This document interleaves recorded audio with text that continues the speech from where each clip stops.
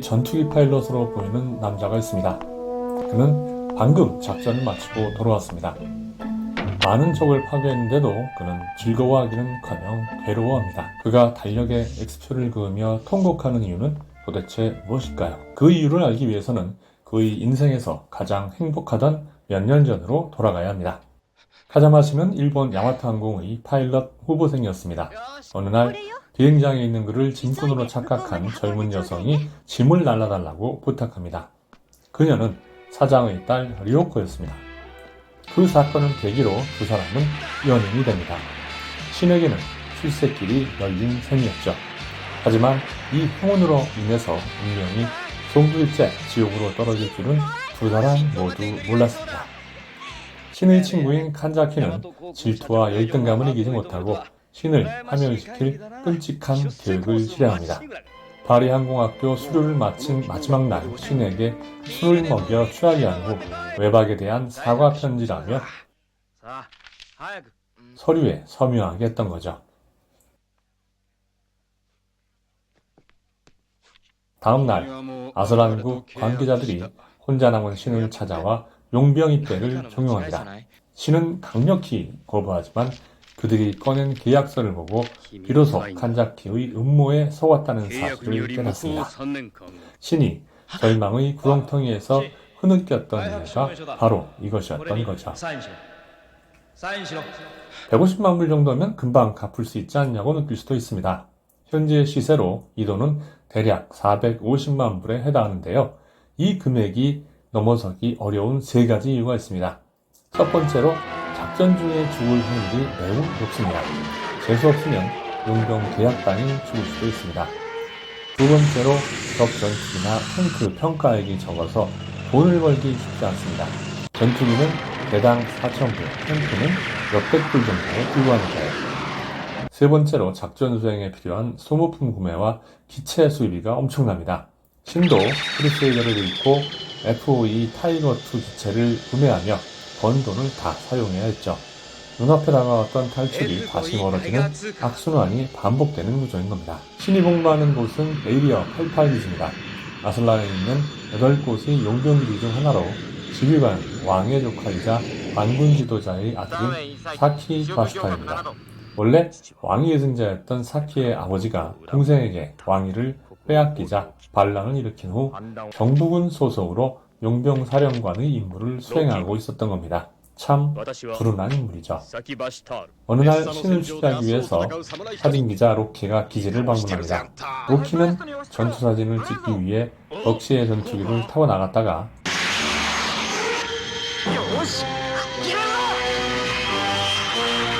적의 공격을 받고 수락으로 받고 위치합니다. 그의 사진을 게재한 잡지를 보던 리오코가 사진 속에서 신을 발견하고 찾아 나서게 만드는 계기를 제공합니다.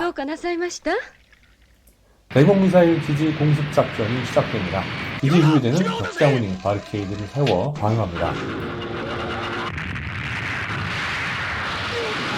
많은 기체가 바리케이드에 미쳐 수락됩니다.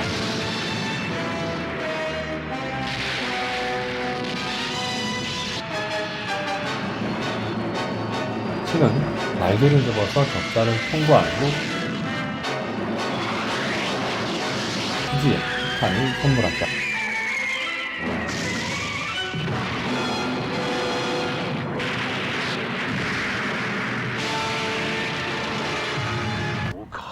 기지로 귀환 중에 멀쩡하게 잘 가던 것처럼 보이던 보리스가 추락합니다.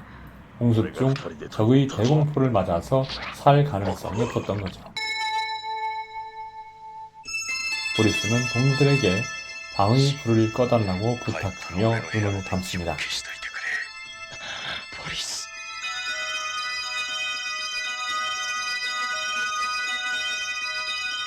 이 장면과 함께 귀환하지 않을 전우들을 기다리는 벅시의 모습은 바람 앞의 촛불 같은 용병들의 운명을 드라마틱하게 보여줍니다. 신은 목표 금액인 150만 불까지 불과 2만 불만 남은 상태였습니다.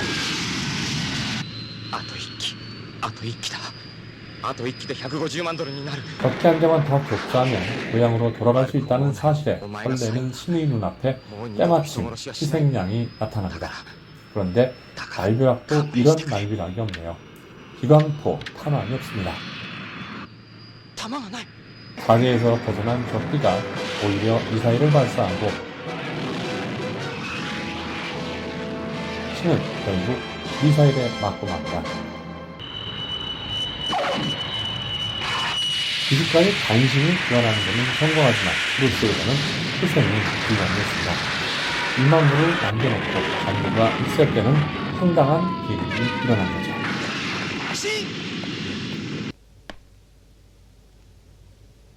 엄청난 절망감에 신은 야반도주를 시도하지만 도주용병들을 사냥하는 3인조에게 적발됩니다. 위기의 순간 미키와 에이리어 칼칼 동료들이 신을 구해줍니다. 좌절하는 신에게 미키는 자신의 과거를 돌려줍니다.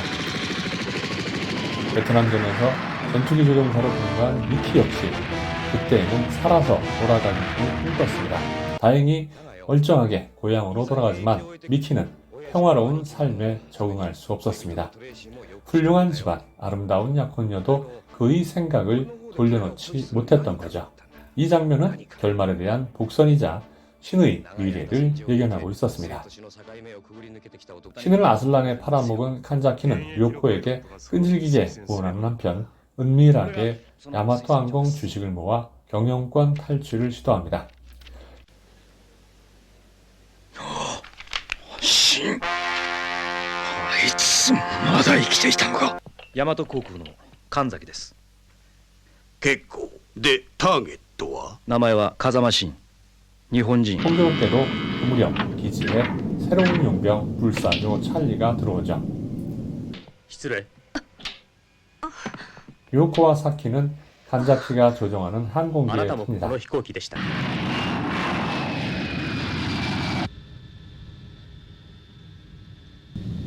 こちら大和航空82便の機長神崎。なんだって。どうしました？この飛行機に爆弾を仕掛けた奴がいる。どこにつけ。何？すぐに引き返し乗客を避難させましょう。ダメなんだ。どうしてですか？高度を下げると爆発するんだ。気圧高度計と連動になっているらしい。左右の翼の付け根に2個。この機体を吹っ飛ばすには十分すぎる爆薬だ。 이것은 사키의 목숨을 노린 반군의 테러 행위였죠. 2時間で爆発する。2時間。高度は下げられん。私のクフィールを使え。殺し方のうまいやつなら生かし方も心得ているはず。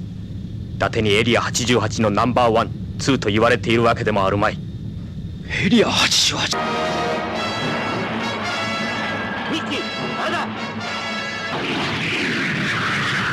ダメだ。エンジンポットが邪魔をして斜め後方からの射撃は無理だ。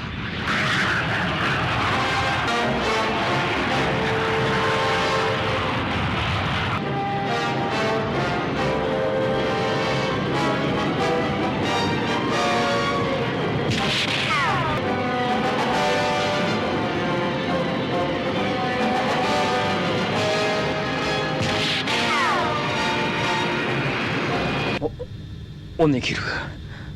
例ならあの二人に言ってくれ。ミッキー・サイモンに風間慎だ。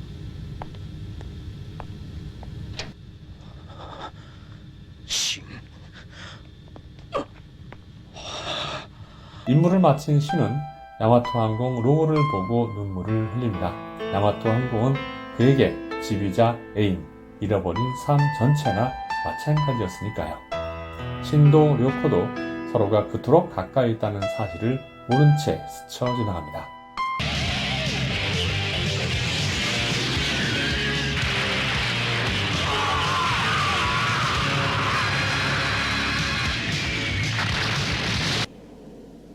각시대エリア81は壊滅状態に追い込まれた。これだけ正確に攻撃できるやつは反政府軍のパイロットにはいないよ。プロ中のプロの仕事だ。奴らも傭兵か。反政府軍が俺たちのような外人部隊を雇った。 이때 공습 사이렌이 울리고 찰리 기지를 파괴한 주범인 울프팩 편대가 다가옵니다. おいでなすった奴らの最終目標はこのエリア88だ 88기지의 용병들이 전원 출격하고 화려한 공중전이 시작됩니다.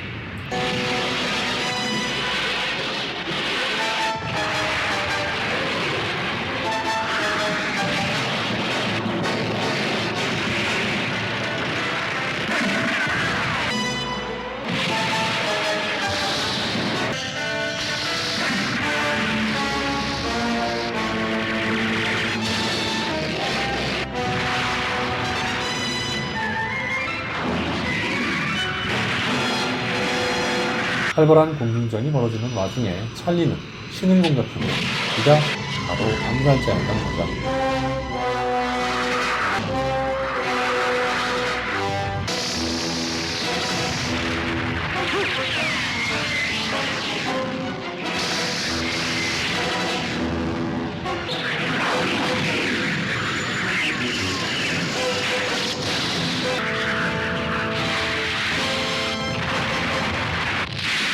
신은 비상 탈출을 시도합니다. 사실은 신과 찰리가 사망했다고 생각합니다. 하지만 신은 일본으로 돌아간 자는 1년 하나로 사막을 건너 에이리어 88로 돌아오고 맙니다.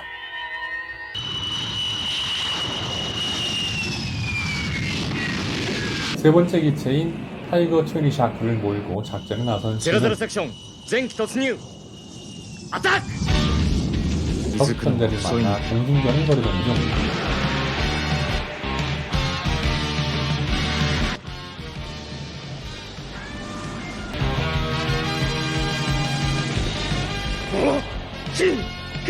뜻하지 않은 상황을 만납니다. 데스가 적기에 맞아 눈을 다친 후 닥치는 대로 기관포를 쏘기 시작한 거죠. 見えねえんだよ敵か味方か俺には分からねえんだ 제스가 사격을 멈추지 않자 신은 아군 편대의 안전을 위해서 제스를 격추해야만 했습니다.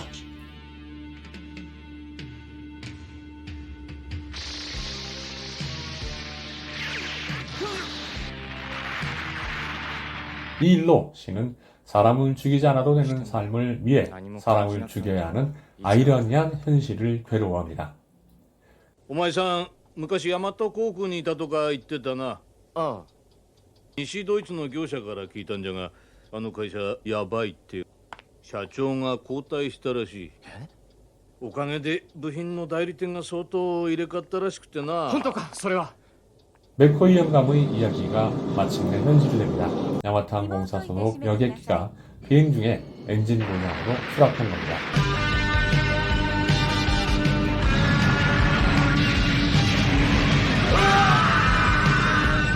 엔진 하카出力低下アネイブルコントロールアネイブルコントロール就航してわずか半年で事故るってのはどういうわけだえ 간자키는 맥켈사에게 사태를 책임지라고 따지지만 전화는 바로 끊어집니다.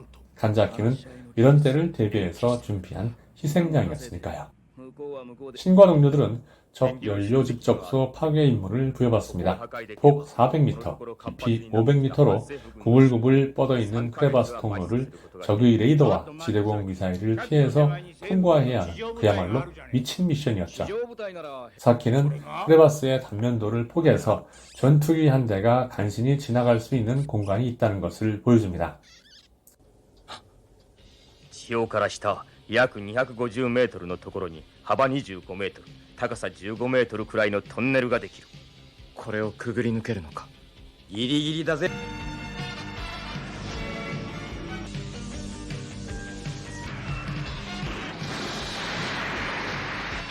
크레바스를 통과하면서 절벽에 부딪혀 추락하는 아군기가 늘어만 갑니다. 간신히 크레바스를 빠져나왔다고 안심하는 순간 매복 중이던 방군의 해리어들이 공격합니다.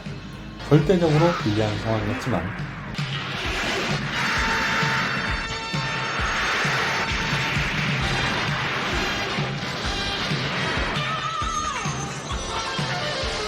신과 군병들은 캐리어들을 모두 격추시키고 급적소를 파괴하는 데 성공합니다.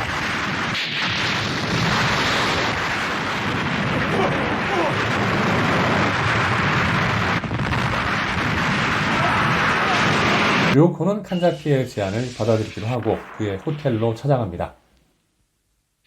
하지만 갑자기 찾아온 형사들에 의해서 칸자키는 업무상 횡령을 포함한 범죄 혐의로 체포되죠. 마침내 반군이 아슬란 수도를 공격합니다. 사키는 신에게 자크 국왕을 프랑스까지 호위해 줄 것을 명령하고 용병 계약을 파기합니다. 2년 5개월의 시간을 인내한 끝에 마침내 자유의 몸이 된 것이죠. 하지만 신의 행운은 여기까지였습니다. 파리에 도착한 후 료코에게 전화를 하지만 연락이 되지 않죠.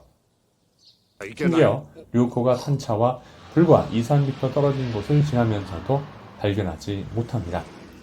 신은 시위를 거는 파리 불량대들을 박살낸 뒤에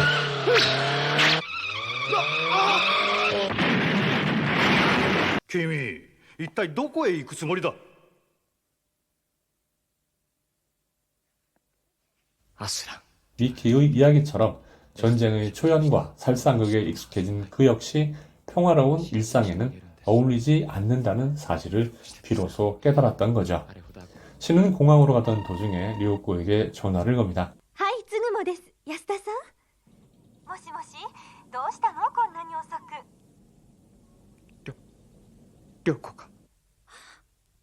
シンなのね涼子、パリに来てたのか。無事だったのねシンあなたもパリにいるのね安田さんって覚えてるほらシン 반군의 전투기 부대가 에이리어 88을 공습합니다. 사키는 파일럿들에게 이륙 후 교전을 피해 도망치라고 한 후에 자신은 기지 사령관으로서 항전하겠다고 선언합니다. 하지만 용병들은 사키의 말을 듣지 않고 반군 부대와 교전을 벌이다가 한 명씩 산화합니다.